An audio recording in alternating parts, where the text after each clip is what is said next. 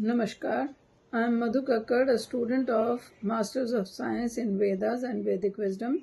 The subject is Brahman Granth and my topic is Aitriya Brahman. Aitriya Brahman belongs to the Shakha of the Rig Veda, and it has been written by Mahidas Aitriya.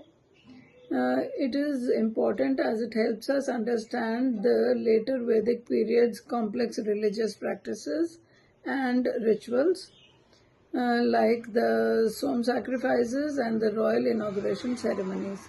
It provides insights into the social structure of that time and the symbolism, making it a significant historical and religious source. The main themes that it covers are first, the world and man have been created by the Atma.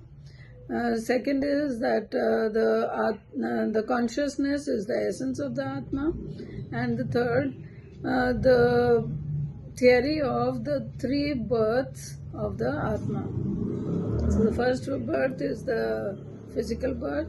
The second is the growth of a child from an infant to a mature, self-reliant individual like his parent. And the third is the transmigration of the soul into the next birth. This Brahman also describes the Hota in detail. There are 7 Ritvids in the Hota Mandal. Their names are Hota, Pota, Maitriya Varun, Neshta, Brahman Shamsi, Achvak, and Agnidhara. All of them recite the mantras of the Rig Veda in all the 3 sessions of the Somyags.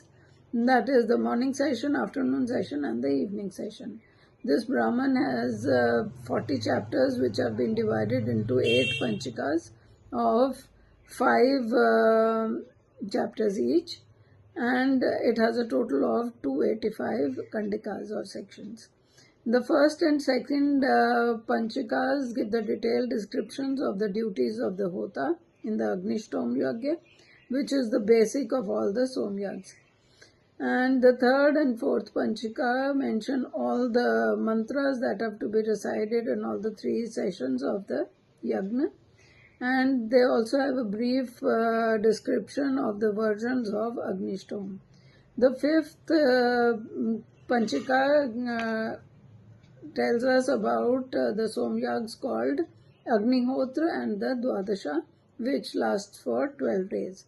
Then the 6th Panchika describes longer yagyas, which are Somyagas, which last for some weeks. Then the 7th Panchika's main subject is the Rajasuya Yagya and the Katha of Shunyashep.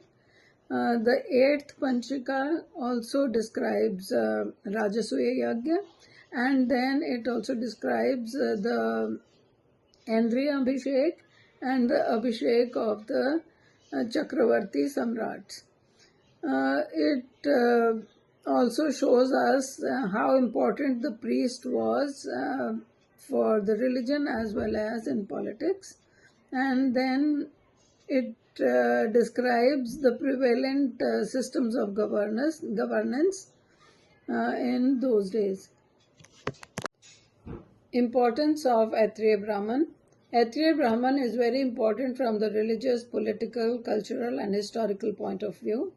According to this Brahman, the yajna is considered as very important.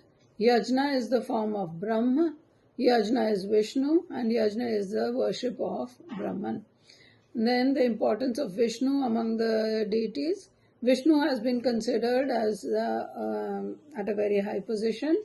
Agni is considered the first deity and Vishnu is the ultimate deity. All the other deities come in between these two. On this basis, Vishnu has been given a very high position in the Puranas. Then education for good conduct. It was mandatory for a person to speak the truth after he had been initiated in the yajna. Then Aitriya Brahman gives us very important information about the political systems It mentions 10 types of governance systems prevalent in those times, and it also gives us the name of the kings, their kingdoms, and the systems they were following. Then the king had to take the oath of patriotism. It was mandatory for him, and the priest would administer the oath as a representative of the nation. And this oath was that may all the good deeds that I have done from the day I was born till the day I died, my children and my age be destroyed, and may I be deprived of heaven if I commit any treason towards you, that is the nation and the people. This was a very harsh disciplinary rule for the king. This Brahman also gives us scientific facts. It tells us in its 30th chapter that in the beginning the earth was very hot and it was not suitable for human life. Due to this heat, the earth became high and low. Then the Atriya Brahman divides the yagyas, and all the Shraut yagyas have been divided into 5 parts. These parts are Agnihotra, Darshapuran Mas, Chaturmasya, Paushagya, and Somyagya. Somyagya were given the highest position in all the yagyas, and they have 7 institutions. For Shraut Yagya, 4 main Ritvids were considered as the representatives of the 4 Veds, and a total of 17 Ritvids and their assistants were required to perform one Yagya. Initiated Kshatriyas and Vaishyas are Brahmins. There is an Dikshaniya Ishti law which gives us the method of initiation, and once the Yajman was initiated for the Yajna, whichever caste he belonged to, he was considered a Brahman. And then hospitality and guests have also been given a lot of importance in Atriya Brahman. There is a law of Atithi Ishti, and there's a detailed description of the hospitality of Som on his arrival as a king. Then teaching of Charavati, one of the important teachings of this Brahman. Charavati means go on working, always be industrious and hardworking, and God helps those who are hardworking. And then the Chatur Yoga has been described very nicely in this Brahman.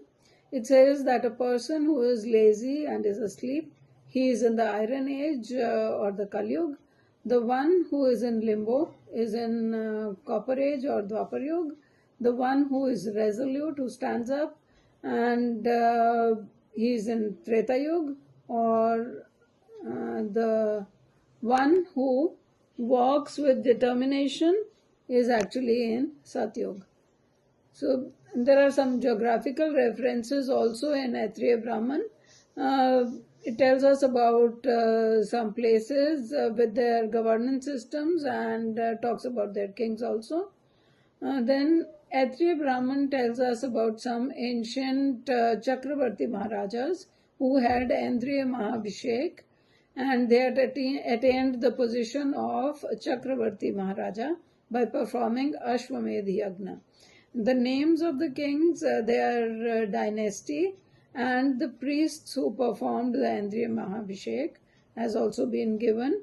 Then about Dushyant's son Bharat, it is said that there is no other king before or after him who did great deeds like that of Bharat, and touching his heights is like touching the heaven with one's hands. Thank you.